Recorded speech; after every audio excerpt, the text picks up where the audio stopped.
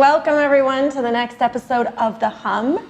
My name is Sally. And I'm Jolene. I do Google Ads and SEO here at Luca. And I do social, so anything social media, Facebook ads as well. And today we're going to be talking about the one question you should not be asking your agency. Do you know what that is? I don't. It's, what is your favorite color socks? It's not. That's not it. I'm so sorry.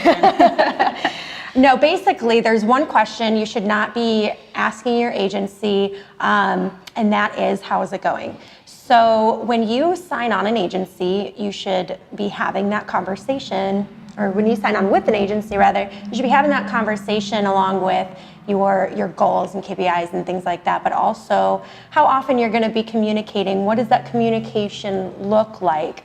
For us, we do monthly reporting, but especially in that first month, we set up a follow-up call with a screen share to really walk the client through what they're looking at. Because it's really easy to just send out a report with graphs and numbers. And what does that really mean? Right. You don't know. Especially for your business, right? If you're in construction, I don't know if an SEO graph would make much sense to you if you didn't have somebody walking you through that. So that's very important for us to do. And then also the flexibility. You want to make sure that your agency has flexibility for your business, because absolutely, your business is like thumbprints, right? I mean, every single business is different. Every industry is different.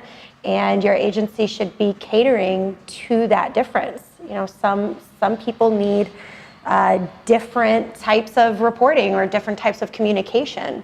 But it really is all a balance as well. You know, I wouldn't recommend starting with your agency day one and then day two being like, hey, how's it going? Like, what? Are we through the roof in sales yet? 24-hour period. It really is a balance of that communication, those goals that you set forth in the very beginning, so you know when I'm going to be hearing from my agency, and then what to look out for, and then any follow-up communication after that. Now, of course, you know, if we send out our monthly reports, but by no means does that mean we're not going to be talking to you. We pride ourselves in being there for our clients. So when they call, it's not a robocall. They actually get us on the phone. And some clients, you know, will email and ask for, hey, can you schedule out some time in your week to kind of go over this, or 30-minute, 1 hour, whatever it is. And we try our very best to make that work. So yeah, the one question you should not be asking your agency is, how's it going? Because they should be communicating with you. That's the punchline. Right, but there are also 3 questions you should always ask an agency, particularly before you sign them, before you're working with them from the get-go. The most important thing, and I know Sally will agree with this, is you want to know how they're going to benchmark success for your business. As Sally said, business is like a thumbprint. They are all different. You're going to have different goals and objectives than other people, different even from your competitors, right? From anybody we've probably worked with before. The agency that you are looking to work with has worked with before. So you want to know how that they're going to align their services to help you meet those goals, and exactly what that is going to look like throughout the course of your relationship with them. Yeah, I agree. It's important to be transparent about what your KPI or what your goal really looks like, because again, that can be different for everyone. Is it getting more website to your traffic? Do you have a brand awareness campaign that you want to get going? A new product, a new service? Is it, I want the phone to ring more? Is it online sales? So a conversion can look very different to everyone and every kind of business. So it's very important to set those goals, set forth from before you start. From the beginning. Before day one, for sure. Right. The second thing is, you want to know who exactly will be working on your account and why. You want to know what they're going to be doing. So Sally and I have different roles here. A lot of times we work together with clients, sometimes we don't, but we try to make that clear with our clients on the front end so that they know, each of us individually, what we are doing and why. And the why is always going to go back to your goals and meeting those, which that should be established right from the beginning, as we said. So that's very important. Yeah, you wouldn't be calling on, can I speak to Sally about my social ads? What? That's Jolene, that's her expertise. You know, I think that's another important thing to keep in mind. Do you have one person doing it all for you? Because that is a red flag if I've ever seen one. So each category that we work in, it's an expertise. It's a field. It's kind of like look at it as a different business.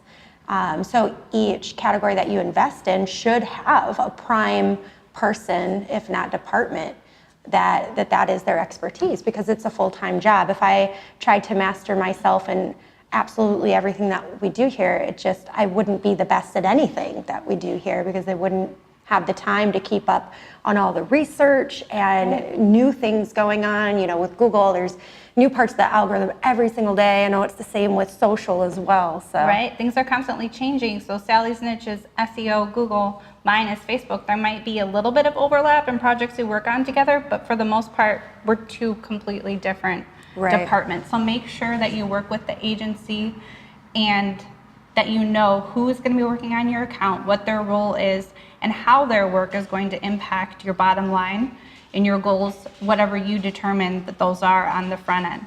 Okay, so the third thing, and Sally's talked a little bit about this too, is you want to know how the agency will be communicating with you and what method of communication that will look like.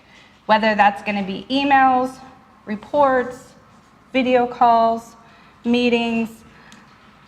So here we do quite a lot of monthly reports. We also communicate one-on-one for educational purposes, to just let you know what's going on in your account, when we make changes, that type of thing. But every agency is different, so make sure you know from the get-go if you're going to get those monthly reports, quarterly recaps, video calls to evaluate campaign or product launches, whatever it may be. You just want to make sure that from the beginning you have a well-defined communication process that establishes the relationship from the get-go, and that agency continues to deliver on or revisit if something else ends up working better for your business. Like Sally talked about flexibility, the agency should be willing to jump in and change the communication if you find that something would work better for your business needs. Right.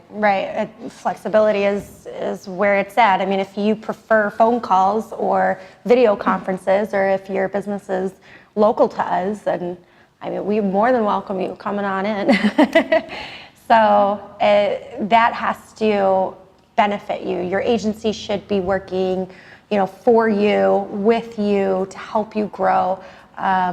You should feel incredibly comfortable with your agency and feel comfortable enough, especially to communicate with them the way that's best for you and your business. Right. It should always be based on your needs and not the needs of the agency. That's really important to remember. Yes.